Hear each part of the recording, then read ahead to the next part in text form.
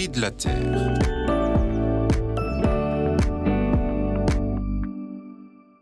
L'offensive actuelle de Donald Trump et de ses affidés contre la science est tournée tous azimuts.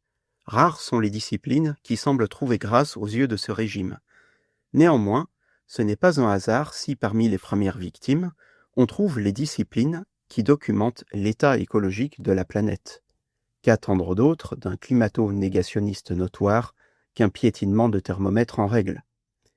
La faiblesse des réactions à ce carnage montre à quel point nous avons intégré l'idée qu'au fond, une discipline scientifique est un courant politique comme les autres, les scientifiques eux-mêmes de simples militants et leurs travaux de simples opinions.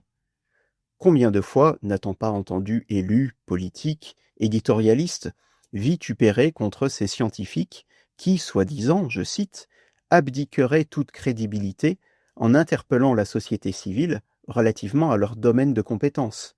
Perdez-vous confiance dans votre médecin s'il vous informe des conséquences de l'exposition à tel ou tel produit toxique. La science n'est pas une tour d'ivoire en apesanteur. Passer si nécessaire de l'observation à l'alerte est le prolongement logique, cohérent de l'investigation scientifique. C'est une grande part de sa contribution à la société. Un aveugle peut-il guider un autre aveugle? Ne vont-ils pas tous deux tomber? Dit l'Évangile en Luc 6, 39. Pourquoi observer, analyser, décrire le monde tel qu'il est, ou tel qu'il a été, sinon pour contribuer au progrès humain? Si nous voyons la science déranger notre confort intellectuel, c'est qu'il y a anguille sous roche. Nous avons alors tout intérêt à tendre l'oreille, plutôt qu'à crier aux grands méchants individus politisés. La science a besoin de démocratie pour exister. L'Amérique de Trump n'est que l'énième exemple en date. Les despotes n'aiment guère être dérangés. Mais l'inverse est tout aussi vrai.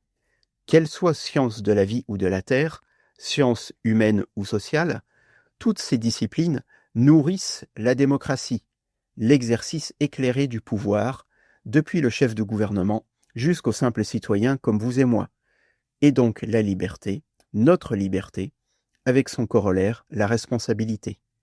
Passer la science à la tronçonneuse, c'est surtout risquer de se prendre celle-ci dans la figure.